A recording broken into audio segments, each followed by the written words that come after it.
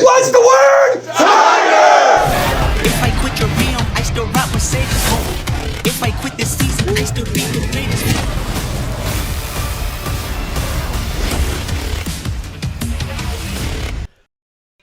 Hello, everyone, and welcome back to Skyhawk Sports Talk. Davis Gregory here with Chris Brinkley for yet another episode here at the Level Up Arcade Bar at Woodfire Pizza Kitchen. Chris, jam-packed show and a jam-packed week in Skyhawk Athletics. Yeah, I'm telling you, we're hitting our stride here in the fall season. I mean, we've got 1, 2, 3, 4, 5, 6, 7 teams in action this week in either a scrimmage or a game. Yeah. I mean, that's so far a season high. I think this is the moment where everything it's going. I'm going to promote our website, but if you Yes. go to utmsports.com and you click on the calendar, right, or click on the calendar, everything is there. And You can kick it. Yeah, you can kick the calendar. click it. click it, whatever. I don't, They're going to be kicking something during the sports, They right? will. There's something that will be kicked in some of the sports, yes. Either the horses or something. We'll stop and we'll actually go ahead and get into this week in Skyhawk Athletics. Volleyball will be taking on SEMO in Cape Girardeau at 6 p.m. on Wednesday on ESPN Plus. No kicking. Yeah, no kicking in that one. But you can kick and keep the ball alive. You can. That is not against the rules. You can do that. That'll be on ESPN Plus again. Soccer will be up against Lindenwood in St. Charles on Thursday at 7, and then Sunday versus Eastern Illinois at 2 p.m. Lots of kicking. Yeah. There will be lots of kicking on ESPN Plus when the Skyhawks take on the Panthers and Lions this week. Rodeo, Thursday through Saturday, will be at West Alabama. Back in action for them as they just completed their season opener. Cross country will be at the Gans Creek Classic 8K for the men and then a 6K for the women in Columbia, Missouri. The equestrian team will have their blue and orange scrimmage at the Ag Complex Friday through Saturday. Softball on Saturday against Mineral Area at 1 p.m. And then football kicking off family weekend on the Skyhawk Sports Network and ESPN Plus at 6 against the Southeast Missouri Redhawks. The conference opener, long awaited, and two teams that are going to be really hungry to get out there. Are you ready for conference play? Oh, Chris, I'm so ready. Yeah. I'm very excited. It's been a tough schedule. It has. It really has. We'll hear from Coach Simpson this episode. Coach Leiter-Janes as well from equestrian, also Abby Freund from volleyball, and our first guest, Alayna Walther from rifle, new head coach for the Skyhawks. Go ahead and take a break. Keep it right here on Skyhawk Sports Talk. If I quit this season, I still be the greatest. Skyhawk Sports Talk podcast is brought to you by Weekly Ford Nissan. And we're back here, Skyhawk Sports Talk. Davis Gregory with Chris Brinkley. Joining us now, the new UT Martin rifle head coach, Alayna Walther. And we were just talking, Chris, before we went live, is that Alayna is the first person that we've had that was an athlete when we interviewed them. Yeah. And then she's now a coach. Yeah. So congratulations, first of you. all. And hey, thanks for coming back to Martin. Of course. I'm so happy. Y'all just can't get rid of me. I know. You were on the show twice. Yeah. So a recurring guest now. Your third time on the show. I mean, you have all the tips, all the pointers for anybody that's going to be their first time. I got a couple, maybe. You've got a couple tricks Yeah, in your pocket. Okay. All right. So let's get into this first. So just a month after graduating, you were hired as the interim head coach here at UT Martin on April 7th, the 10th individual to lead this team and just the 4th since 1982. Let's start there. What was the process like from, all right, you walk across the stage at graduation to then April 7th?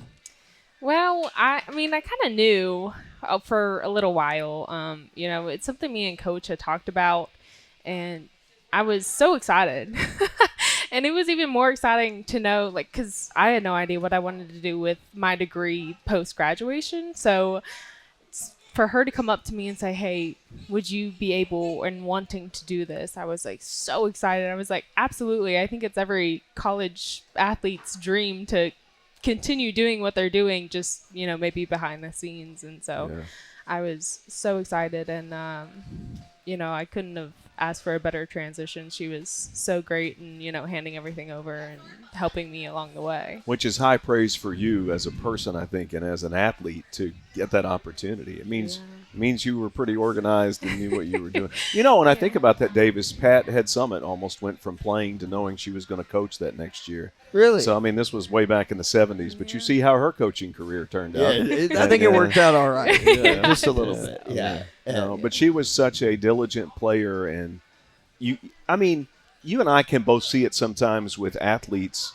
when they're in their sport that athlete could coach someday if they wanted to. Yeah, and basketball, it's easy as at point guard. as someone like that knows the game plan and things like that. I guess for you in rifle, what did you notice about yourself? You're like, I could do this. I could coach. Well, I mean, I just had I was surrounded by such good coaches throughout my entire life that I just like picked different things from different coaches, and I think I took that to my heart and carried it with me throughout my seasons here. And you know, there was always little things that I maybe wanted to change in the athletes while being a part of the team that I maybe helped them out a little bit. And I was like, maybe I could do this for real, you know? Yeah. So, yeah. What were some of those things that you learned from your coaches, from Coach Val and then from your previous rifle coaches as well? Yeah. Well, my dad taught me most of what I know. He got me into the sport when I was 10 years old, and he coached me up until pretty much Coach Vowell. So, I mean, he always taught me, you know, stand is when you win or lose. So I preach that to them, because if you can shoot standing, I mean, you can figure out your slings and be okay. And just, I mean, the mentality part of it. I had a really good coach at Mason-Dixon. That's where we shot at the WVU range. And he taught us a lot about endurance. He would have us shoot like 200 shots of air rifle, you know, in just one practice, because, you know, you don't want to be tired by the end of, you know, your set. Let's talk about, I mean, you don't think about conditioning and endurance in rifle, but why is it so important? Explain to people who've never participated. Yeah, so, I mean, you have to shoot 20 shot prone, 20 shot kneel, and 20 shots standing, and you get about 45-minute break, and then you're in air rifle, and that's standing for another 60 shots plus your siders in both. So it's a lot of standing there, and to stay in a good mental status through all of that is really, really hard. And you're standing for such a long time that, you know, we're going to start running this semester. And I've told my athletes that, because it's a lot like track. If you can stay in that mental space where you can keep going and you can keep going and you can keep going, you're going to be set. So we're going to start running, get some cardio in, and get them ready. Wow. Yeah. What do they think about the running? Well, some of them it was kind of a shock. They're like, oh my gosh, I haven't ran in so long. Yeah. But I mean, it does make sense, you know, it's a big part of it. So Yeah, what did they make too? I mean, these were your teammates just a year ago. So how's that transition gone from now? It's like, oh, well, Alayna's our coach now. How has that been? some of them, it's tough, you know, especially those seniors that have been there with me for the majority of my time. But I think that they really respect me, and they want to see me do well in the position, and they know that I want them to do well, and they take me seriously, because they know they've seen my scores, they know that I've done well, and, you know, they want to succeed as well. So they know if I've done well, I can help them transition to being very well athletes as well. So. Yeah, and it's not like it was a long time ago when you were doing well. Yeah. Like it was yesterday. It's Feels not like it. It's not like one coach who's, you know, done it for so long but hasn't been a student in forever that is like, oh, well, they really don't kind of know how it is. You're like, no, we were actually in this together like 6 months ago. I know, so yeah. we were right here, and I was told by somebody, do you have like a farmer's market? Something? Yes. Okay, just or explain about that, or describe it to the people that don't know about it. The farmer's market? Yeah, well, I mean, yeah, I work there. Yeah. Oh, okay. I work at Blackberry Pond Farm just on the nice. weekends Yeah. there. No. It's a lot of fun, because I get to see a lot of the public, and some of them don't know I'm in this position, but it's fun. I actually met one of the softball coaches. I think both of them, the assistant and the head coach there. They're super sweet people, Yeah. and but I get to, you know, talk to the public, and it's a lot of fun, and, you know. Try to get What have you them. learned about, what's a tip you can give us about farming? Oh, man. Overwatering is just as bad as underwatering. That's right. Do you have house plants, Davis? No. None? No. You should get one. No, I'm okay. I like She's right though. I like my Spider-Man poster and my Sports Illustrated Auburn stuff, or Brave stuff and things like that. Gotcha. So yeah, That's a good tip though. Overwatering is dangerous. It you is. don't want to overwater anything. That's right. Okay. Just remember that, just because someday you'll have houseplants. I probably won't. I'm not a plant guy. I don't think. It gives you the air to breathe. It's very important. Though. Well, I think the AC does a real good job of that, though. Also, bring Well, a little air in. Maybe I'm stubborn. My boyfriend probably didn't think he'd have houseplants. And now he's got house Thank plants. you. He That's does. right. Okay. yes. All right. So, what are some of the plants that you have? Sell me on this. So I like the real viney ones. I really don't know what they're called. I could tell you all the crops in the world, but I don't know much about houseplants. But they're real viney and they're really pretty. And they just go everywhere. Yeah, they and, do. And when They're they so thrive, easy. you have so much pride in your Yes. viney I don't indoor know if plants. I like a plant that gets everywhere. I feel like that Okay, gets in the well, way. snake plants are really good. They're really tall and they clean the air. Yeah, see? Yes. Yeah. Oh, okay. So then I wouldn't need an air filter. Yeah, that's right. And yeah. Well, See, it depends. It depends. Yeah. Yeah, it kind of depends. You might actually still. So how need do one. you know? I mean, and you should pay attention. Like you can look up how much water, but you can also pay attention to what your plant is telling you. Yeah. And most people don't realize that the plants are talking to you. yeah. I don't want to get real. Look at you looking, but really, can you tell?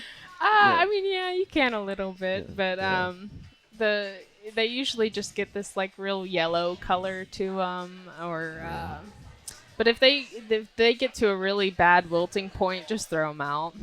They're Wow. beyond. Listen, I've read Saving. enough Batman comics to get suspicions about you being poison ivy right now.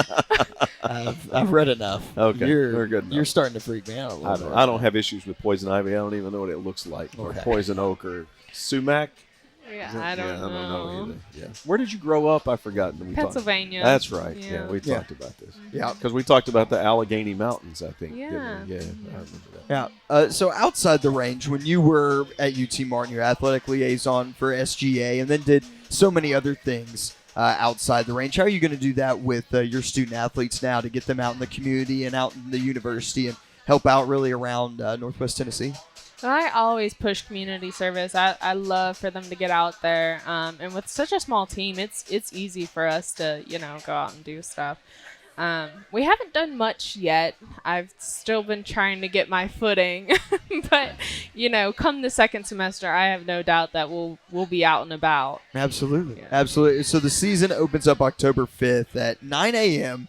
in Murray, Kentucky. I know you all have had the early practices and all the other things, but 9 a.m. it opens up against Murray State. Just talk about your excitement level and for this team, for your first season, and embark on this journey with them. Yeah, I mean, we actually talked about this morning because we're running some full matches this morning, and I told them they weren't as good as they wanted to be, which on Mondays it's a lot hotter in that range because the air has been circulating. Nobody's been in there, and I told them, I was like, guys, this is our first full match that we've shot in a while.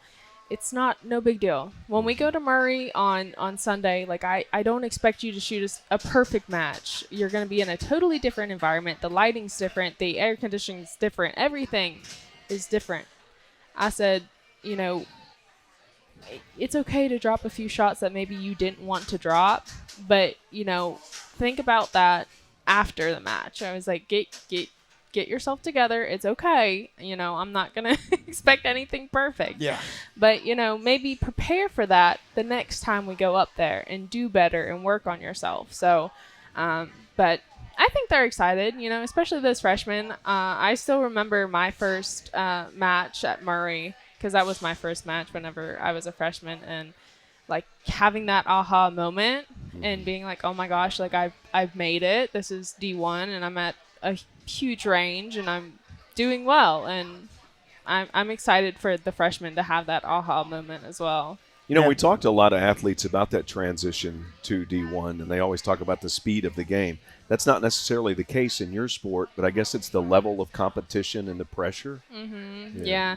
I have a transfer from Norwich, and she had said just the amount of stuff that we have as a Division I college is nowhere comparable to what she had as a D3, and how much nicer it is, and just how we're able to have these resources and stuff is so much nicer. So Yeah, fantastic. Well, season getting started up soon. Alayna, we wish you the best of luck, and we'll be Thank keeping you. track all year long. All right, we'll go and take a break. Keep it right here at Skyhawk Sports Talk. If I quit this season, I still be the greatest. Skyhawk Sports Talk podcast is brought to you by Weekly Ford Nissan. We are back here at Skyhawk Sports Talk at Woodfire Pizza Kitchen at the Level Up Arcade Bar. Chris, again, we've talked about this setting in our last episode, but all the pinball machines we got, not just air hockey, but stick hockey. Yeah. I mean, that was my dream as a kid, to have the stick hockey table. All right, and we're joined now by Abby Freund of the UT Martin volleyball team. Was your dream as a kid to have a stick hockey table or to have Probably a bunch not. of I pinball don't machines? think so, No. unfortunately. Why not? They're the coolest thing ever. It kind of gives a little bit dad vibes, I'm not going to lie. So like the white New Balances and everything like Yeah, that? Okay. yeah. With the grass stains that they used to mow the lawn Yep, in? that's pretty much What sums it up. is the stereotypical dad outfit for your dad? What is his, gosh. if you were to go home right now, just a casual day, what does he have on? What is his casual outfit? He's probably wearing a Notre Dame shirt that's like probably 40 years old and When Rudy was on the team, yeah. and some long Adidas shorts. Yeah. Okay. And How long are they, probably to the knee or just above the kneecap? just above? Oh my let me goodness. defend him. What is the coolest thing about him? What's something that's really kind of like, wow. He owns his own business, That's so big that's time. really cool. Yeah. He is one of the owners of Axie's Physical Therapy, so That's big yeah, time. he's awesome. Which explains his attire. Yes. The Notre Dame. Wait, is it a crew neck sweatshirt? Does it have the hoodie on the back? Honestly, he probably has a couple different ones. He's a big Notre Dame And fan. they're all 40 years old. Yeah, no, they're not that old, Well, but they look pretty they're all old. What that vintage. tells me is he's a loyal man. He is a even loyal to man. his He clothing. is. Did Yeah. you all go, like, for you growing up, did you go to Notre Dame games as a kid growing up? I actually have never been to a Really? Notre Dame football game, but my dad and my brother are going to their first one this Oh. fall. He's and never been. He has never been, Oh, and he's my been a goodness. lifelong fan. And they're like ecstatic. They're so excited about Did it. he grew up? You grew up in Missouri, right? I did. Did he grow up in Missouri? He did. Okay. How did he become a Notre Yeah. Dame fan? I think it's a Christian Catholic kind Yeah. of. We're big into the Jesuit Okay. schools, so big Marquette fans. Yeah. But I think just having that religious background in the school, I think it was always something that he just kind of leaned towards. yeah. So is he Notre Dame football and then Marquette basketball? So my family is actually from Milwaukee. Okay.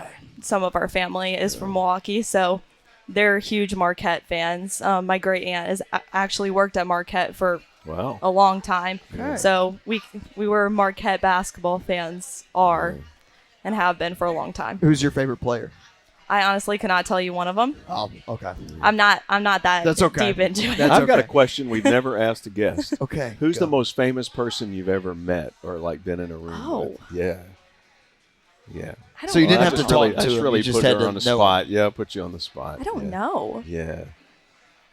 I don't know if I've ever, to my knowledge, been in the room with somebody. probably have. I probably have. Yeah. Yeah. Did I know them or acknowledge them? Probably not. Probably not. No. Okay, that I was was, a bad yeah, question. no, I was. Yeah. I mean, Hulk Hogan for me. Hulk Hogan. Who have you yeah. got? You got like Probably Michael Michael Jordan, Jordan. Shaq, or yeah. Yeah, that's crazy. He just Yeah. Chris has Well- the bar. Chris is the coolest person ever. Chris has the bar set like right No. here. We just can't ever. I used beat to it. just Yeah. wiggle my way in the sports locker rooms. Like, Yeah, I would get no. press That's fair. passes and He stuff just he always has to one up us on the no, Michael not Jordan at all. stuff No, I like think that, Hulk yeah. Hogan's the greatest ever. Hulk Oh, Hogan's he's really a great cool. wrestler. I got too scared Yeah. to meet him though. Who would you like to meet? Ooh, That's a yes. Yeah, very that's a good. better- that's I a like that. great question. Yeah. Oh my gosh, you're putting me on the spot here. Yeah. Who would I love to meet? Probably Serena Williams. I think that no would be really doubt. cool. Yeah. I mean, she's amazing. Yeah. I think in the female sport world, that would be incredible. Yeah. I mean, she's done so much for female athletes, and just being able to experience her and her being I in a agree. room. I think and I that'd think be she's amazing. real. Like, I think she's genuine, and that's one of the things that comes across with her. Yeah, for sure. Yeah. Did you grow up playing volleyball and tennis? Is that why you like Serena? No, my dad was a college tennis player. Okay. I am terrible at it. What about pickleball? We love pickleball. I'm actually going home this weekend, and my dad's hosting a big pickleball That's event. great. Okay. So he's so pumped about it. He's amazing at it, obviously. I cannot understand the coordination with it. I grew up playing soccer until I started playing volleyball. So, yeah. So, how has, I guess, volleyball can be implemented into the pickleball game? What are some of those things? And You know, skills? I'm very aggressive. Yeah. I could see that. I just want to swing the paddle and hit the ball as hard as possible every single time. No finesse. Like, if it hits them, I don't care. I'm right It's- there. Yeah. But I that's a just point want- if it hits somebody. Right. It's I've a got a point. question, though. So Okay. what if volleyball had a kitchen? Ooh. You know, it kind of does for the libero, if you Okay. think about it. Yeah. I can't set in front of the 10-foot line, so technically I have You're my in a own kitchen. Yeah. Um, What is it which is called? kind of- What's it called for you? The 10, just the 10 Just the 10-foot line, yeah. Yeah, but that is very similar to the kitchen. it though. is. Yeah. Yeah, something pretty similar. Okay, so that means you're going to be a great pickleball player someday. You, That's you that's have the exactly what I'm awareness. hearing. You have the awareness of the kitchen and the 10-foot line. Yeah. It'll all work out. It'll Yeah, all work it'll out. be great. As a libero, this may be a dumb question, but as a libero, how much fun is it to wear a different uniform than somebody else, than everybody else? You know, I don't really think about it that much. Okay. It- See, that I do, sometimes. I do too. yeah, I think it's cool. Yeah. Obviously it catches your eye on the court, but it's really not that crazy. It just means I can't go into the front row. But Yeah. I mean, I guess it's sometimes fun when I get to wear a jersey that I like more than the ones that the team's wearing. Do you not like it? Or you're like, I don't want to stand out like this? It doesn't bother me, Okay. or I don't like or dislike it. It's just kind of It just- it is what it is. For those It is who what it don't is. follow the sport closely, explain what your position means to Yes. the team. Okay. Yeah. So the libero technically cannot play in the front row. I'm not allowed to use my hands in front of the 10-foot line. And basically I can be on the court every single point of the game. Yeah. I don't have to ever go off the court, which is pretty cool. Yeah, So- that's why one of the reasons your position is so vital. Right. Yeah. Yeah. Getting into volleyball now, we've covered everything but I think we mentioned Pickleball. one volleyball question in the first part of this interview. But redshirt freshman from St. Peters, Missouri. Yes. Just named OVC Freshman of the Week Yes. last week. Congratulations Thank you. on that. Talk about last year. You suffered a season-ending injury. I did. And then coming back into this year. Let's talk about the process into coming back and the journey to now being 100% and then winning that award the first week or this past week. I mean, Yeah. what does that mean to you to be able to be like, oh my gosh, like here we go, like I'm back and Yeah. it feels good. It does. Obviously, coming back was my first goal. I wanted to be able to get back into indoor at 100%, go full swing into the season. Thankfully, I had amazing physical therapists that I got to meet with here, and they were amazing and huge support system to get me back to where I wanted to be for this season. But truly, it was being able to be with the team and seeing how much I could support them outside of the actual physical volleyball like part of the game. Yeah. Like obviously season-ending injury, you can't play. You don't get to do what you love, so you have to find love in other areas of the game. And that for me was being with my teammates every single practice, every single point. I got to travel, which was huge with the team still, and just being like a support system that they could go to no matter what was something that I really found joy in when I couldn't find it in the physical part of the game. It's something that every athlete talks about, and for those of us that have never played at that level, that whenever you get hurt, I think about like, oh well, like I would just get the best seat in the house for the rest of the season. But for you all, it stinks to be out Yeah. and then to watch and know like, oh my goodness, I can be out there right now, but this happened to me. How hard is that mental battle of just remembering, hey, I've got to put in the work to get back out there and I've got to control all these thoughts right now of, I wish I was there, but I'm right here, and I got to be grateful for where I'm at right now and work to get back. Yeah, truly everything happens for a reason. Like, God put me in this moment for a reason. While I didn't understand the purpose right then and there,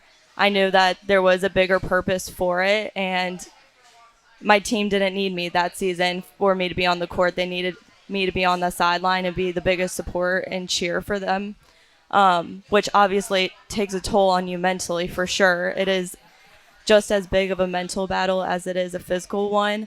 You obviously have those inner thoughts of like, wow, I wish I could be doing this. I wish I could be doing something more for the team, but you just have to take it one step at a time, one game at a time, one practice at a time, because it really is a struggle. Yeah. And you were working in physical therapy, right? I was, yeah. Which is grueling.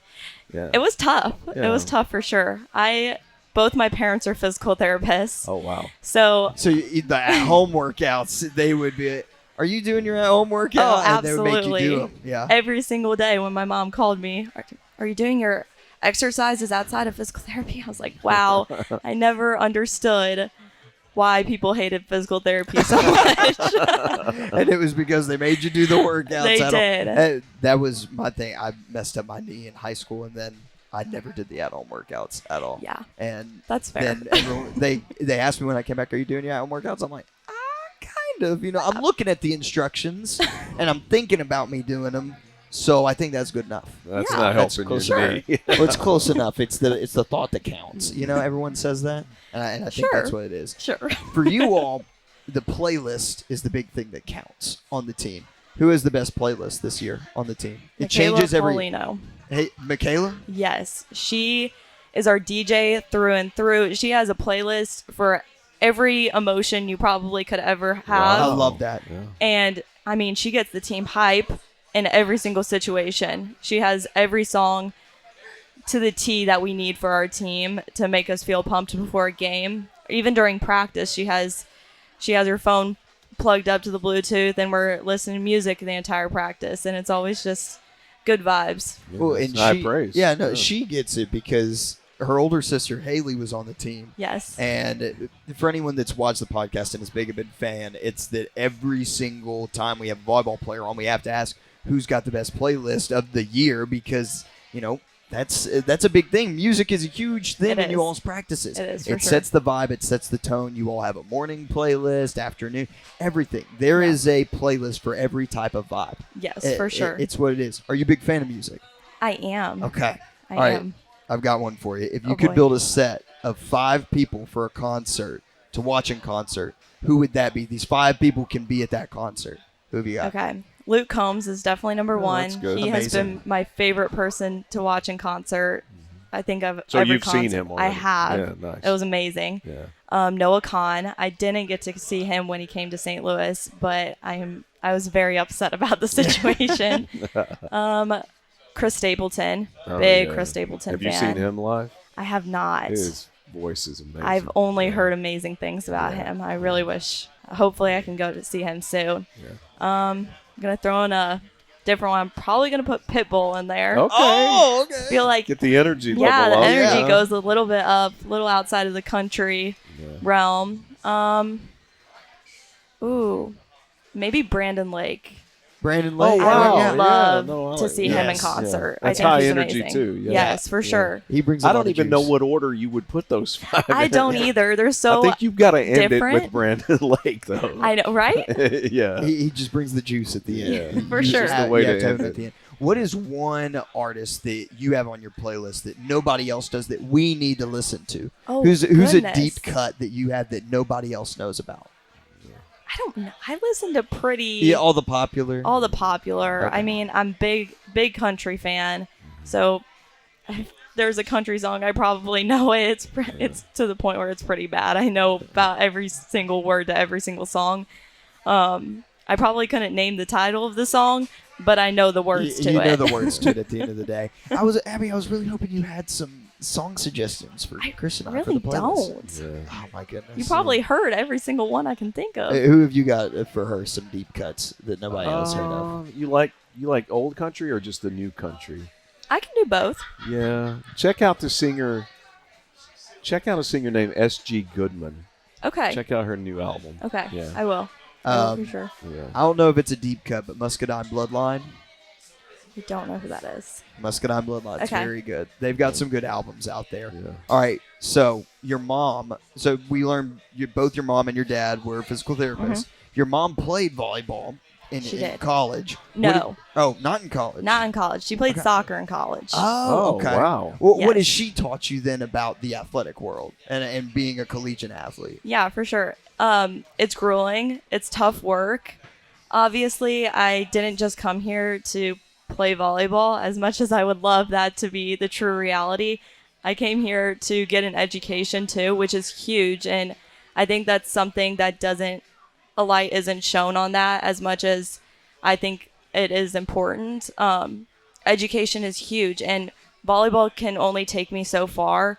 And I truly believe that like I'm in a major that is going to take me outside of volleyball, and I think that's so important. And she's definitely ingrained that in me and my brother's brains, that we're here for an education too, and that should take top priority over anything else. Yeah, that's fantastic. Okay, so last question for you, Abby. It's been awesome having you on. You get to ask a question for the next guest. We forgot to ask it to Alayna, the new rifle coach Yes. for us. So our question coach, Kim Leiter-Janes, is going to be up next. Okay. You have a question for her. What is it? Yeah. And Okay. Chris and I can fill time if you need to think. Yeah. No, And I if you actually don't- if you have don't- one. You have one? I have Don't make one. eye contact Yeah, with don't her make while eye we- Okay, contact. I won't. Yeah, I no. won't. What is their pregame superstition? Ooh, That's good. Yes. I like that. What's your pregame superstition? So I started a new one. Well, it's not new to me, but it's new to the team. And growing up, whenever we just the vibes weren't high for the game, or there was something was off, my mom would give the team a power pellet. So it would be candy of some sort. So we call them our family power pellets. And actually for our first win of the season, we had Swedish fish as our power pellet. So that was kind of always my pregame superstition. But I also had a lucky duck that I traveled with. It's a stuffed animal, and he's traveled with me to every tournament since I was like 12 years old. Wow, very cool. Is it a mallard duck or what? Or is it No, Affleck? Yellow? So it is a yellow duck. We're pretty sure it might be a chick, but it's a duck to me. Okay. We I can call believe it duck. it's a duck. That's cool. We can call I it believe duck. it. I need some power pellets. And the Swedish we fish need- are red, or they're all colored blue So and white? it doesn't even Yeah. have to be a Swedish fish. It could be Yeah. a warhead. It could be a Sour Patch Kids, like whatever we can find. Okay. Your basically. power pellet is what you make it. Right, truly. Yeah, that's what it is. We're That's gonna all have to that figure out matters. coach's power pellet too. Right? That's another question we'll have to add on. Abby, thanks so much for joining Thank us. you. Appreciate your time as always. Thanks. We'll go ahead and take a break. Give you Skyhawk Sports Talk. If I quit this season, I still be the greatest. Skyhawk Sports Talk podcast is brought to you by Weekly Ford Nissan. And we're back here at Woodfire Pizza Kitchen at the Level Up Arcade Bar. Davis Gregory with Chris Brinkley. Now joining us, head coach of the UT Martin Equestrian Team, the defending ECAC Conference Yay. Champions. That's got a good That ring is, to it. yes. Yeah. Yeah. Yeah. Got a Kim good ring Leiter-Janes. to it. Yes. The crowd loves it. They're excited, and they're excited for the rings Yes. on Saturday. So Saturday. all the student athletes are coming back. Yes. Ring season for them. What can we know about them, about the rings, without giving away too many details? What can you know about the rings? They're awesome. They I are can tell awesome. you one thing. They Yeah. are. The box lights up when you open it. Oh, that's so that's cool. really cool. Yeah. There's 8 orange stones for the 8 wins and the 8 seniors. Oh, nice. And so kind of it tells a story of our season. We had a really cool meeting with Coach McMillan right before the meet, and we talked about who we were as athletes, and we came up with 3 words that were going to really define our conference championship, and those are on the ring, so that's really cool. yeah. One of our little chants is on there, so just a lot of really cool things to make it personal. You've got to and come back exciting. on the show so we can see the I Oh, I know. will. Yeah. I know. We need to be able to see They it. they haven't seen them yet. I've given them some, like they had me help design square around or those kinds of things, but I've got them at my house in a box. Haven't shown my assistant coaches. Nobody's seen them. So you're the only person. one. Yeah. You and the ring designers. Yeah. What's so awesome about these championship rings over the years is it used to be just kind of a diamond and then, whatever year champions and maybe the logo Yeah. on the side, and now there's so much more added to them. And I think it's cool because, like you said, it's telling the story. Whenever someone, whenever your girls are able to go back and show, their kids one day and say, Oh hey, my gosh. look at this, and they can tell the story just like that. That's what makes it awesome. Absolutely. When I got to talk to the ring designer, he's like, no, this is so cool. It's I'm like, I don't know how to do this. And he goes, no, tell me about your season. I'll give you some ideas. And that was really cool to have it define the season. So it's really a cool piece. I can't wait for him to have them. I'm so excited. And you're doing this Saturday, right? Yeah, we're going to do it Saturday before the football game. We're going to tailgate, but we're going to kind of get together and give them out because then they're going to get honored on the football field. They're going out between first and second quarter to let everybody cheer them on. So that's really exciting. Oh, we need to get a picture to throw on the broadcast. That would look really good. That would look pretty cool. Yeah, too. and we're doing our blue and orange scrimmage that weekend too. So alumni are coming back to help warm up horses. It'll be a really good all-around event for the day. So as Coach, you mentioned Coach McMillan earlier, and you told us that story. Has he ever been on a horse? Do we know? We've not had him on a horse. Okay. I do have a funny story about him because one time his daughter came when she was very young to a birthday party where we had some horses, and he said she needs to hate this. And I was like, no. He's like, she's not. This is don't let her love this. Yeah. But we've been talking about getting them out. But the basketball boys have been out, a couple of them, and they want to do a swap. So we need to get that set up. Actually, though, I mean, it's kind of an expensive hobby. If it is. That's why. I mean, that's 100% why. It is not a cheap sport to have. Your ball eats. And has a chewing appointment every 6 weeks, and it goes to the veterinarian, and then you have to pay to keep it somewhere if you don't have your own place. So very high. And if you do have your own place, you have to fence and feed and all the things. Mend fences. Yeah, it is not. Now you rode a horse. That was I great. did. I was impressed. I did. Frappe. My ride was not good, but it was okay. It was good. Riley had to kind of lead Frappe around, but happy to see Frappe go out, obviously, on with a retirement. championship. Yeah. Yes, I'm so happy. How is he doing? He's doing excellent. Yeah. Oh, I'm so happy. Eddie, who's like a fan favorite at the barn, he manages the barn. Love Eddie. Yeah, that's his trail ride horse. So Oh, cool. Yeah. So he's staying busy. Yeah, he is. He's good. Yeah, just for fun. So and mostly just get spoiled. And we've started these hawk walks. With our athletes this year. Frappe was the founder of the hawk walk. And so when we go and we do some more hawk walks later on, it's gonna have to be on a horse. Yeah. I'm gonna have to. Absolutely. I'm gonna easy have to peasy. We'll rein do it. in my abilities. Rein in. Yeah. Look at you throwing Rein it in in. my I know. abilities. I mean, come on. I'm growing up. You are. I'm bringing in terminology and everything. I've learned so much. Excellent. So much. Getting into this year though, again defending this conference championship, ranked number 8. In these polls coming into the season. Let's get into this team first. I know a lot of freshmen last year, but now they've got that experience under their belt that first year. How much does that mean for them? Still sophomores, but all the experience that they were able to get, that's invaluable. Oh, absolutely. We have a really fun new team this year. We graduated a strong group of seniors, and these girls are ready to step up into the footsteps. They are, I'm telling you, the energy, the excitement, the camaraderie that this group has is one of the best I've ever had. And I think there's just so much that they're looking forward to. They've learned and grown, and now they're ready to step up. And I'm really excited for this group.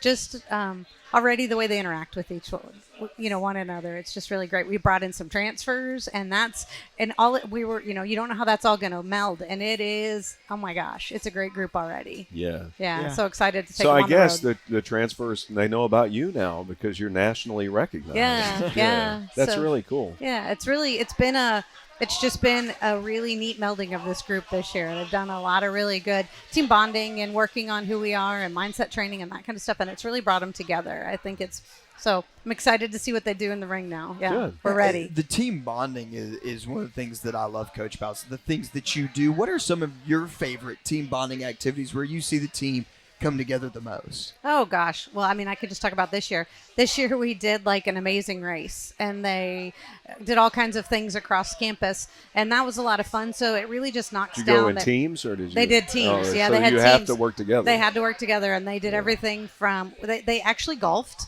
They had to do a long putt or a putt and then a drive. They did oh my gosh, we had a balloon race, we had a blindfolded obstacle course, we had some where you had to be a little smarter, had to do word scrambles with book names, and we just had a bunch of different challenges. Was the blindfold where one person was telling the blindfolded person how to through, navigate? Yeah, and then they had two, and then they had to compete. Like one was started over here, and one started over here, and they had to compete. Yeah, so if we ever do that, you're the blindfolded one. I'll do the talking.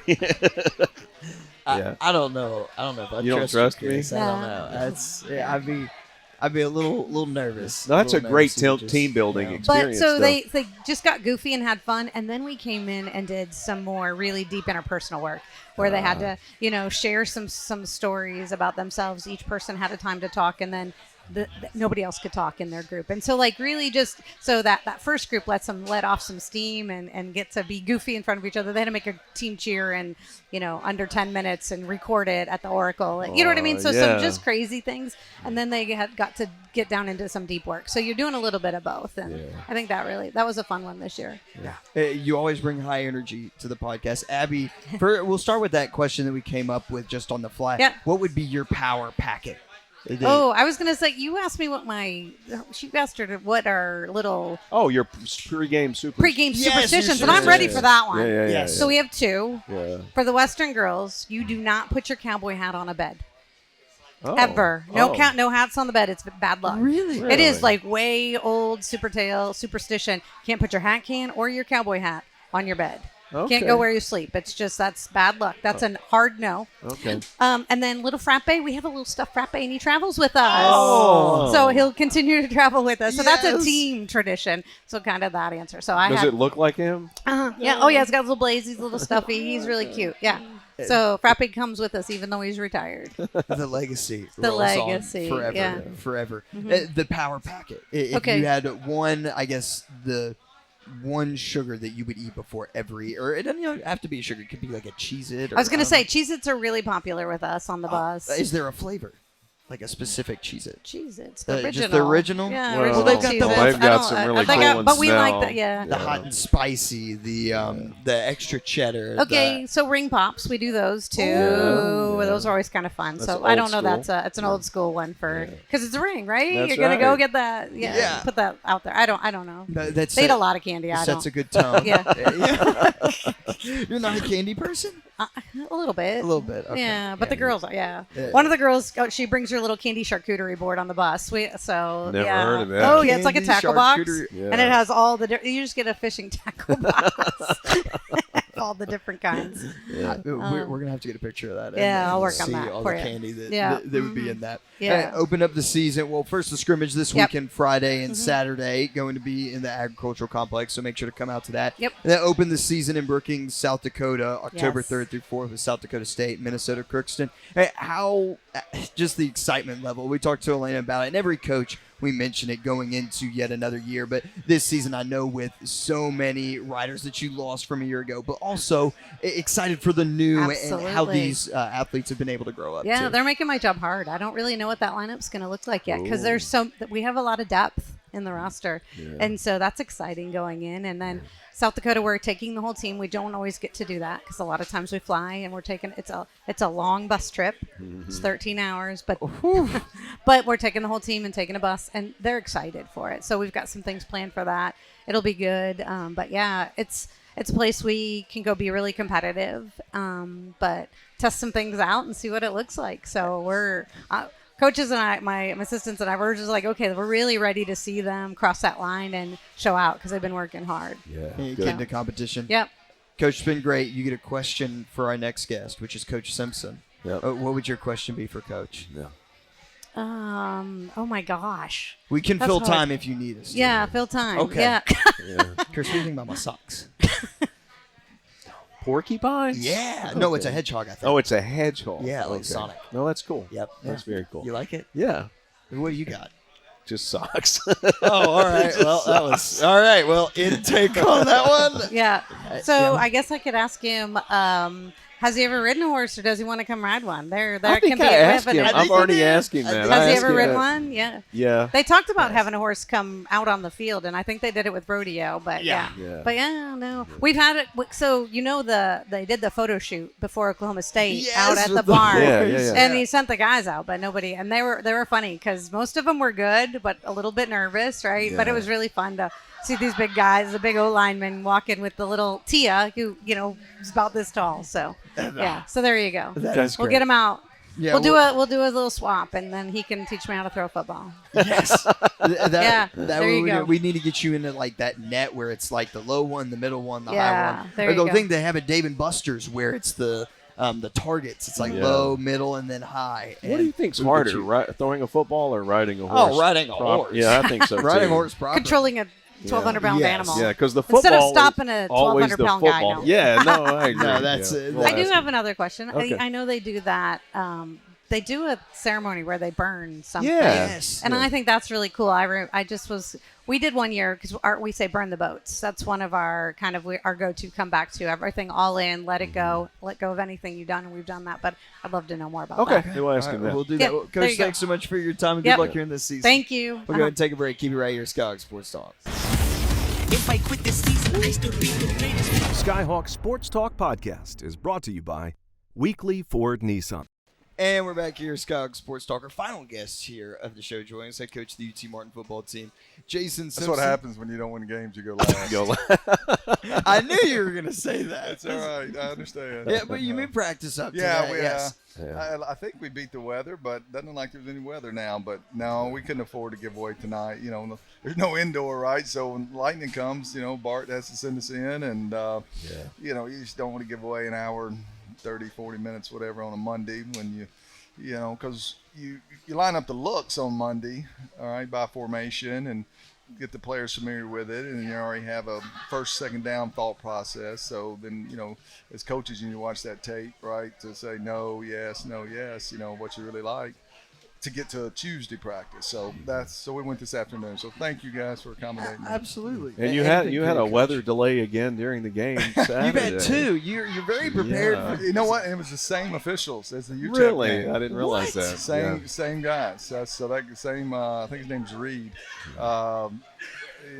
Reed, I'm sorry. You also you missed the holding call too. That's okay. Just in case you didn't hear about it. Sorry about the lightning, but you missed the holding call. Yeah, it's now the message there to Reed. Reed will get it here on the podcast. Well, Coach, wrapping up non-conference schedule on Saturday against Missouri State. Just your thoughts on this non-conference portion of the schedule. I know we've talked about the strength of these opponents that you've gone against, and now getting ready to go to conference play. But just wrapping it up.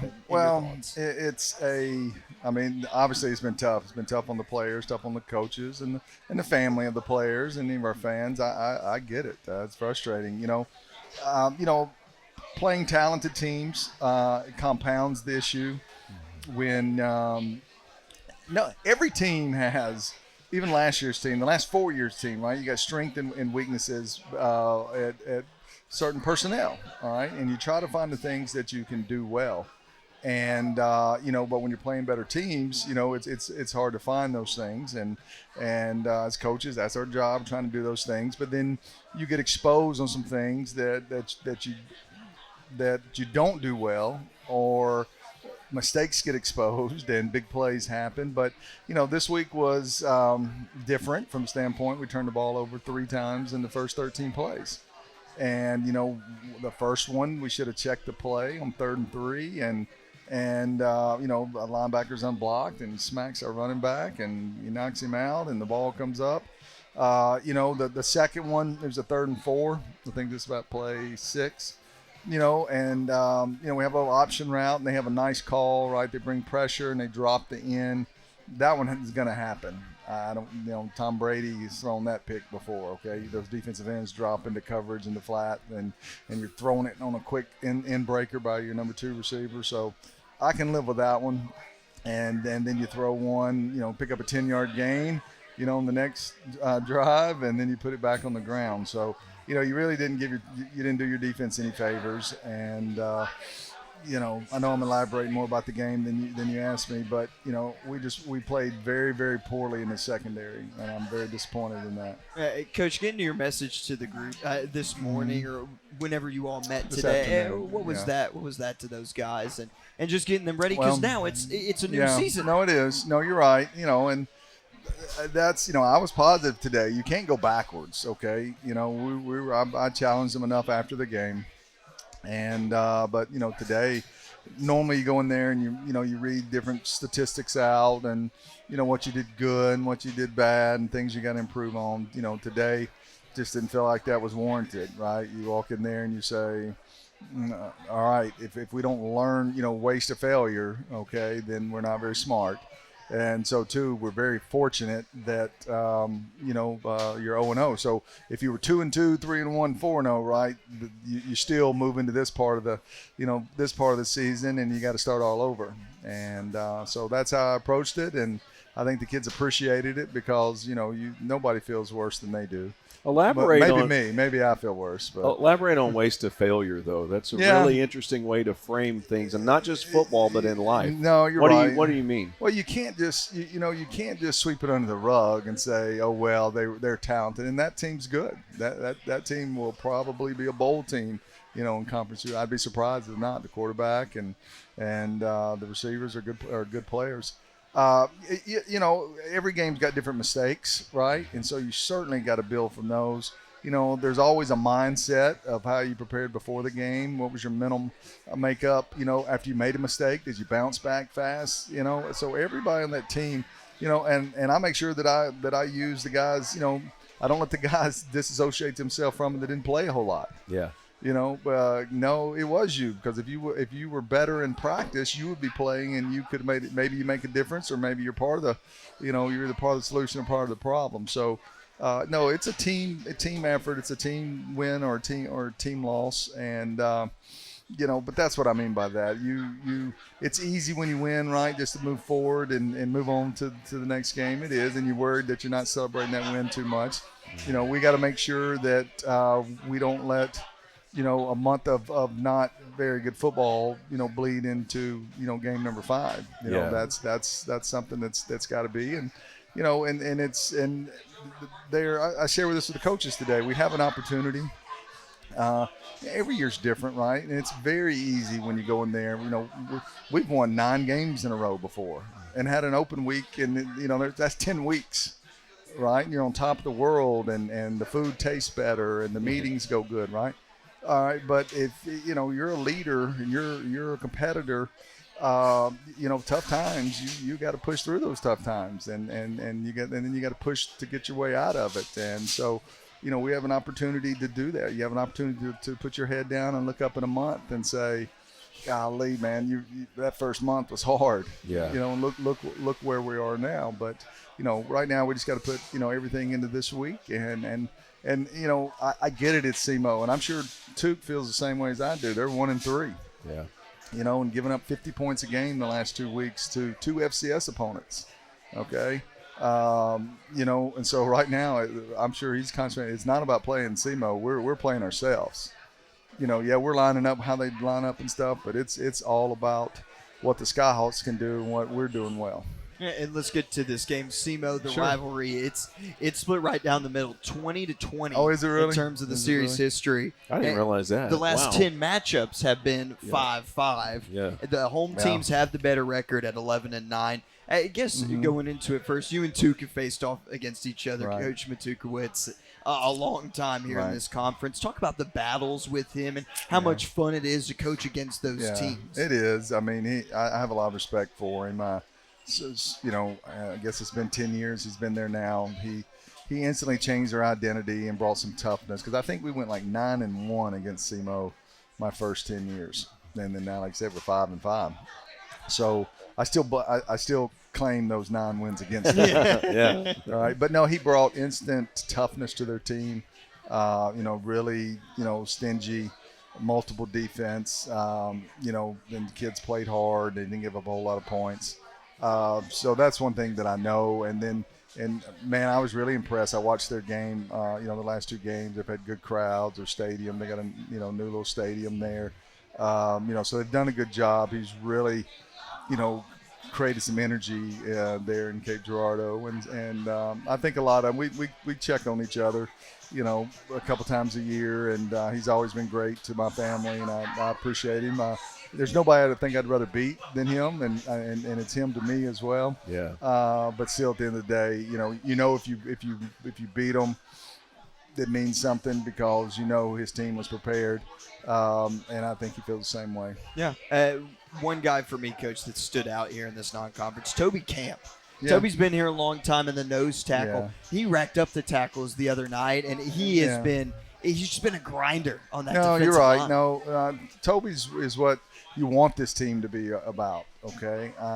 And it's hard, guys, at the nose tackle to make tackles because you're constantly getting double teamed. Now, we do a lot of things where we move the front, right? We ram stunt and loop the nose around and stuff. So he's not always sitting there on a double team. But regardless, though, I mean, there's a lot of things going, when you're playing in there. And, and the back's got to get on you, and then you make a tackle or you get to the quarterback. But, no, I think a lot of Toby as a person. I do. I remember when he came here, he's only about 250 pounds. And, told him, hey, Toby, if you're ever going to play, because he wasn't really long enough to play some of the other positions, and so you're going to have to put on some weight. And I mean, this seemed like it was a few months later, he was 280 and now he's probably up to, 290, 300 pounds. And he just plays hard. He enjoys playing football, he enjoys practicing.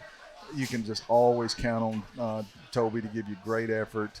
I just can't say enough good things about him. And a new guy, Tommy Ansley. I Yeah. love that he doesn't wear gloves as a running back. He's old school He's style. old school. And he'll just run you straight over, bare knuckle football. No, you know what? I saw, I call him Toby sometimes, but it's Tommy. But no, I saw him on his highlight tape. And you saw him running hard, and he made a few big plays. And then we, started contacting him and corresponding with him, and realized Tommy was a quarterback in high school. Wow. Okay, so he's really just kind of only been playing running back here for a couple of years, and so it's totally different. I remember one time when I was in high school, you always play quarterback, and you think you can run, right? There's a lot of quarterbacks that can run, but it's different running from the quarterback position, except for option quarterbacks now. But I'm talking about traditional quarterbacks that can run, because you're either scrambling and everybody's in coverage and you can get down, right? Or there's design quarterback runs, and so nobody really says anything to the quarterback, right, when he falls forward and saves himself from a hit. Well, I think I made a comment one day about I could probably do better, and my coach put me back there in the eye back in the old school days and said, okay, you run it. All right, and so it's power, it's ISO, and that's a different deal because all 11 guys know you're getting the ball, and you're running downhill and you're playing tailback, right? You can't go down, right? You got to run through tackles, and it's a totally different deal. And Tommy's learned that, and man, he's accepted it. He's learning all the little details, how to set up blocks, how to be patient, on certain runs.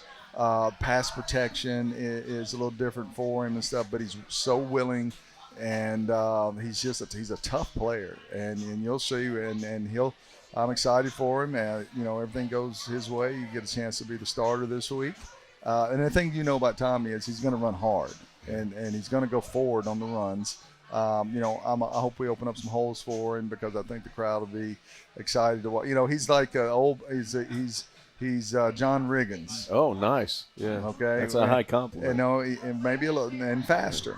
Okay. Yeah. And he's the guy in practice. You hand it off to him. You have to wait because he runs 75 yards and scores, and you got to wait on him to get back. And he runs to the back of the end zone. Yeah. No, it's just like I said. I think his best football is ahead of him. I'm glad he's on our team. Yeah, going back to these games against Duke, and when you face coaches that you've seen before so many times. You know what he likes to do. He knows what you like to do. How hard is it to game plan then for that, for someone that you faced for so long? No, it is. You start thinking, well, surely they won't let us do that again. Yeah.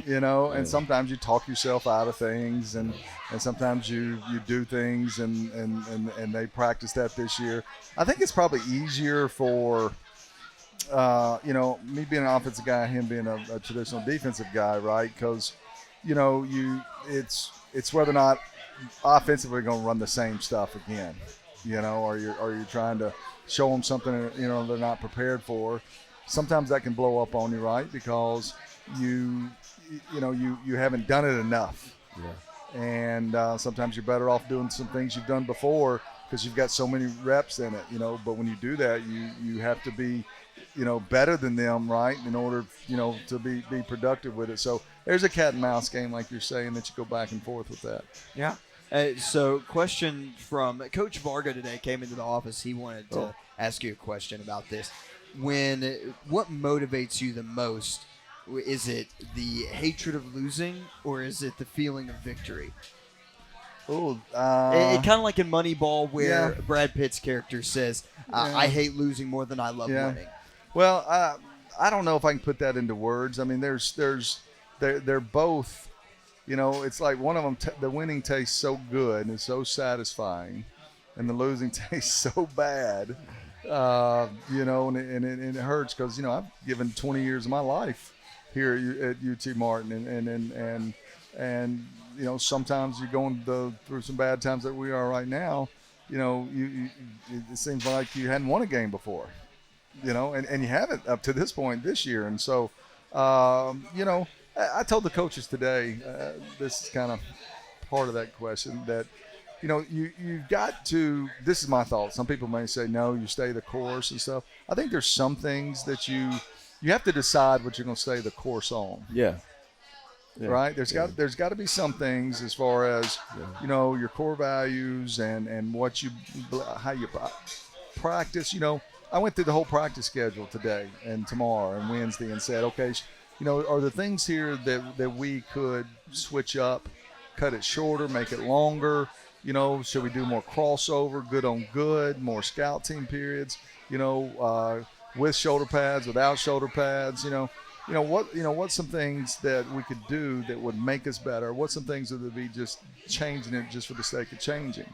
But then there's other things that you say, guys, we've been making these, there's some things that glare that right, we're going to change. Mm-hmm. I can't, that becomes insanity if you keep doing it over and over and expect different results on it, okay? That could be a certain player playing. That could be a certain scheme. That could be, certain plays, I mean, you look at us, we're completing 70% of our passes. You say, well, that's great, but we're, we've only thrown 2 touchdown passes. Okay, so we got to make some adjustments off that. We got to get some more run after the catch. We need to stretch the field a little bit more. Like you and I were talking off the air, though, you got to be able to hold up in protection before you can push the ball down the field a little bit more. So sometimes, you ask for certain things for Christmas, you just don't get them, right? You gotta wait. So, but I do believe that's what you do. You can't just expect things to change. You've got to decide what's important to you and then make adjustments from there. Well, and I'm not paraphrasing, but you got to react, but you can't overreact. No, that's good. I mean, you can't go out there and just say, okay, we're going to start 22 new guys. Yeah. Okay. I would tell you this, that in modern day, portal football, I think it is very difficult. We'll have to make some modifications going forward of how we acquire players. Mm-hmm. Okay. You can't overestimate graduation. That's part of it. But, losing 5 D linemen in the portal. Okay. And our style of defense that, you say, well, you had your secondary coming back, but you say they didn't play very good the other day. Well, you're also, and that's true. Okay, there's things I can show you on tape. You say, well, we didn't make that mistake last year. No, that's true, but you're also, you're also a little bit nastier against the run last year with those linebackers and D line that we had. Okay, so you're maybe the ball's coming out a little faster last year because of some pressure that was able to get there. Maybe the backers familiar in our system are getting a little bit more depth, because they played, 2 of them had played for us for 6 years and stuff. So there's things that you see that you say, well, that looks different from last year. Well, different players. Yeah. Coach Leiter-Janes also want to know the ash ceremony before games. Mm-hmm. What is that? What's the backstory on that? I know you have the ash burning ceremony before the season starts, but going into the year. How do Yeah. you continue to carry out that trend or that tradition? Well, I guess we've been doing it now for about 15 years or so. A defense coordinator brought that to us, that they had done it in another place, and I thought it was really neat. And what we do is, we take a day at the end of camp, and we give each kid like a little block, a little piece of wood, and I give them instructions. Okay, I want you to write on there, characteristics that if when your teammates 5 years from now, what's some characteristics when they say, when they say Davis, that they would, what's the first thing that would pop in their mind is the teammates you were. I would say no slides on tonight. So Yeah, I got my nice dressed shoes up, on. looking good, Come on looking now. good. But great teammate. All great effort. Always prepared. You're looking for them to do. What do my teammates think of me? Okay. Everybody's going to say All-American, All-Conference and stuff, but no, we want the intangible things. And so they write those things down. We have a little the seniors kind of speak and say what they wrote on their block. Okay, it's kind of some accountability. We everybody puts it there in the fire. We burn it, creates ashes, and the next day Tony Lester puts it in a vial for us. And every road trip we go on, we take those. We get the 50-yard line on the sideline, and so everybody's hopes and dreams, right, are together. And we sprinkle it on the field. There's a little poem that we read about our ashes all being together. So you're looking, it's just one more reminder. You're looking for some strength. You're looking for some we instead of me. And it's one more time for them to remember what they said they wanted to be about. Because everybody wants to play. Everybody wants to catch touchdowns. But it's the team sport. Everybody has a role to do. Will you do that role and do it the best of your ability? I have a question. I want to put you on the spot. As a coach, how do you want to be perceived by your players, even 10 years from now? Yeah. I would want to say, first thing I would say, I hope they see me as a Christian. Okay. And that I was there to help them be the best version of themselves. All right. That I was approachable. All right, and then, that's bigger than football. Well, no doubt. And then I hope they, from a coaching standpoint, they felt like that I put them in a situation with the coaches that I hired and how we organized our program, that it helped them be the best version of themselves as a player. They got developed, okay, and whatever ability that they had, that it came to the top. If they were good enough to be All-American, great. They're good enough to make it to the NFL. They're playing here at UT Martin. I think one of the best things one time, Colton Dowell. Now those are easy because they're really good players, okay? But, Colton wasn't always Colton Dowell. He redshirted, played a little bit as a redshirt freshman, got hurt, I think. He was listed as a tight end at one point. Right, we were just trying to find different ways to get him on the field because we had another group of receivers that were pretty good. But he had gone on a draft day. Every NFL team can bring like 30 guys to their facilities and meet with them and stuff. And I think I still have the text, actually, and he had got back from Chicago, had brought him in. And I think there was a kid from Notre Dame, a kid from Clemson. And they kind of get them on the board and say, draw your favorite route. Explain to me the routes and what the quarterback reads are and stuff. And we've done a lot over the years, especially when Colton was here, of reduced splits, of motion, of play action concepts, of drive concepts, curl flat concept, vertical, So there's not a lot that Colton was never exposed to. And he felt like he, mentally he represented himself very well, compared to those two guys that were, had all kind of resources at Notre Dame and at Clemson. So, and he said, Coach, I appreciate that. You would have been real proud to see me on the board today. We teach them how to draw their circles. We hope you get a chance for an NFL interview. When you get up there and you put that marker in your hand, you're teaching class and you're representing you and you're representing us. So that was something I was real proud of, and I'm glad, Colton got drafted and had that experience. And that's a perfect example of you and the coaching staff doing their part, and he also did his part. Yeah. And you know what, Sunday, or Peyton Logan texts me. Okay. And I'm not sure if Peyton's still in the Canadian League. I hadn't talked to him in the last several months, but he said, hey, Coach, and I need to call him when I leave here tonight. He said, hey, I'm thinking about getting into coaching, wanted to talk to you about having a family, and what's that's like, getting that profession and stuff. I thought that was really neat. I can't wait. It's the greatest compliment you could have gotten right there. No, it was, and I was thinking about that, as I was leaving the field the other day. One, I was like, I forgot to call him back, because it was right before the game. 2, I was thinking, man, I wish he was still here. We'd hand the ball. So, no, we don't have time for this, but there's sacrifices. I mean, your family's here right now. There's sacrifices you make as a coach, but it's a very rewarding profession at the same time. No, you're exactly right. There's not many dull days in our life. Yeah. I mean, there's not, and 30 years doing this, 20 years here, and the relationships and memories, and there's sometimes when I just walk into Hardigram Stadium, I kind of look around on game day, and I appreciate Kurt and what he's done since he's been here. I'm proud of what that stadium looks like now. Davis wasn't born yet when I first got here, so he doesn't remember what it looked like. But man, I'm very proud. And the conference championships and stuff, and so and that's another reason that makes this year tough. Okay, because you don't want to go backwards. But you know what? I'm sure Dabo at Clemson feels the same way. Okay, I mean, you go through cycles, and somebody's going to win, somebody's going to lose. Now, I told the guys, the coaching staff today, I said, okay, scheduling. Okay, that's on me. You can't do anything about that. Okay, talent level. Okay, evaluations of who we're bringing in here to play for us. Okay, obviously, we want to get as good a players as we can get. Okay. But what we've got to concentrate right now on is we're still recruiting for next year, right? That's ongoing, okay? But our schemes and putting our players in position and coaching them well enough that they can execute to give themselves a chance to compete.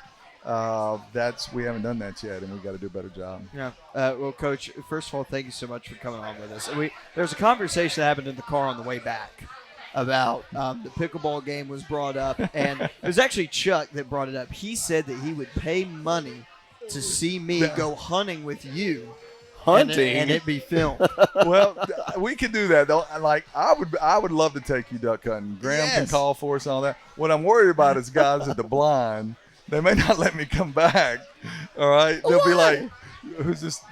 Is this a youth hunt? Who's this kid you're bringing in here? They're bringing me into, I would be good though. You need to ask Graham the question. When Emma was a little girl, my daughter, okay, we went duck hunting one time. It was just me. It was me and the kids. Okay, I had to carry Emma, okay, and Graham to the duck blind that day. It was John Hattler he wasn't there that day, but it was his blind too. So I carry him. I have to go twice, right? And carry him and walk all the way there. It's like 70 degrees. No ducks are gonna fly. I mean, I'm burning up. I'm breathing hard. Ty calls his mom. He's worried about me. He thinks I'm having a heart attack. Well, I've just walked 150 yards with Graham on one shoulder, went back and got Emma and brought her to the blind because the water was up to their waist. Okay, so Julie's on her way out there. I don't know anything about it. Ty's worried that I need to go to the hospital. It's 7 degrees. Graham and we look over there. Emma's asked, can she shoot the gun? I'm sitting there watching it, and she's this tall. I'm like, sure, it's okay. All right. And it's a 12-gauge shotgun. She pulls the trigger. All right, just, shooting away from everybody. All right. And she didn't have her balance, and it knocks her down in the blind. Graham just starts laughing. All right, so then I got to do all this again to take them back right to the vehicle. Little do I know that Julie's come to check on me, right? And she gets our Suburban stuck in the mud. Oh no, this is a great story. So we have to call Jason Briggins. Long day. No ducks. You know what? And they lost the other night. Still was worse than all that day. For sure. Oh my goodness, we're going duck hunting sometime. You know what? I would like to see you. Now, you don't have to Duck Dynasty, paint your paint up. You're okay. You're okay. You're gonna really do this? Yes, we can film it and we can bring it out there. That would be cool. Now I'm not great at it, but I've got some guys that are good. What experience do you have with what? Duck hunting. Oh, duck hunting. You come out there with a slingshot. David and Goliath. I'm gonna just shoot him down. No, I had an air rifle when I was a kid because my dad would shoot squirrels off the back porch. Okay. And Man, that thing had a kick to it. I was about 8 years old. It kicked back in my shoulder. Hey, one day I was hunting out there, and Kerry Collins was hunted with us. Oh, wow. Okay. It was he and I and Ty, and Ty got to ask him some cool questions. And Did you know he was going to be there? yeah, I knew he was, Yeah, and cool. he came down, and one of the reasons was to answer questions from Ty and stuff. It was several years, but he still lives in Nashville, and he was friends with some of the guys we hunt with. So that was Very kind of cool. cool. It was a large man, tall guy. Yeah. So you're going to be the fourth most famous person to ever hunt with him. It's an honor. It's an honor. I'm going to be I'm going to be on the list, and that's what it's about. Hey, I thought you were going to say Chuck said he could beat me. Could beat me in pickleball. I'm staying out of it. And you know, I was like, you know what? You talk about kick a brother when he's down, man. Well, Coach, family weekend, fireworks. We can't wait Good. for it against SEMO. It's Oh. going to be a great time here at the game. Missouri State had good. That was a good turnout. Yes, very good turnout. That place looked totally different than 2021. So they put some money into the program. I was proud of them. But no, I'm excited. Good. We need a good crowd. Man, give these kids a chance. We'll start over. It's first conference game. Man, it'd be nice to come out of there and have a home field advantage and be 1-0 in conference and lift these kids up and give them some confidence and you know, so we're excited about it and we'll work hard and so just glad to be back in Hardy Graham. Yeah, well, Coach, we'll let you feed your child as he waits for some pizza. Hungry over there. I know. Look, his afro's getting bigger. I over know. there, he's and getting a fro. You call, I don't know if Mom likes you that. call him a child. He looks 10 years older than you. All right, look, Chris, come on. Now, in Davis's defense, 15 yards on the Grant- play, my God. Graham's had that mustache since the 3rd grade. You know, so Yeah, we can share in our pain, Graham. He Wait- gets wait a after minute. both of us, man. wait a minute, and time out. He's got my shoes on. Oh, he stole your shoes? Those are my shoes. Those are my And you shoes, got on which I stole from Ty's. Okay. Oh, okay. Fair enough. So everybody's just stealing from Ty. Yeah, well, we all wear the same shoe, same size. So, no, I'll be getting those back. Okay. Okay. Coach, Good we look stuff. forward to Thanks, Saturday. man. We'll let you go. Thanks so much Appreciate for you joining guys. us. If I quit this season, I still be the greatest. Skyhawk Sports Talk Podcast is brought to you by Weekly Ford Nissan. That is another episode of Skyhawk Sports Talk in the books. Davis Gregory and Chris Brinkley wrapping things up. I'm licking my wounds. Chris got after me more than Coach. It's bad. It's a contagious disease. It's getting after him. Yeah. But I'm sorry, Davis. it's okay, Chris. Let it again. Like I told Coach Varga, bring it. Come on. Okay. Bring it on. I've got thick skin. Now, if you're going to go duck hunting with Coach and you're going to play pickleball against him, I'm impressed, actually. Coming to Martin, I had no cowboy boots. I had no Yeah. cowboy hats. I didn't own a flannel. I had jeans that were too tight. Yeah. All these things. Probably shouldn't have said that last one on the air, but it's okay. But I had all these things. And then now look at me. I'm fishing. You know, I love Bass Pro. I'm doing all these things. Yeah. Aren't you proud of me? It's impressive. Thank you, Chris. Well, we want to thank everyone for tuning in here tonight with us. Make sure to join us on Saturday. UT Martin football in action. We'll have Squawk Talk starting at 4:50. Pregame kicking off at 5:30 on the Skyhawk Sports Network, ESPN Plus, and UT Martin versus SEMO, the conference opener of the OVC Big South, kickoff at 6. You won't want to miss it. And all of our absolutely amazing athletic teams in action here in this coming week. And for all the other action, check out UTM Sports. I stole your line, Chris. Yeah, I'm sorry. UTMsports.com. Follow us on social media and come to the games and support the Skyhawks. Yeah, come get an autograph from Chris. He'll love it. He loves it. All right, thanks so much for watching, everyone. God bless. If I quit this season, I still be the greatest. Skyhawk Sports Talk Podcast is brought to you by Weekly Ford Nissan.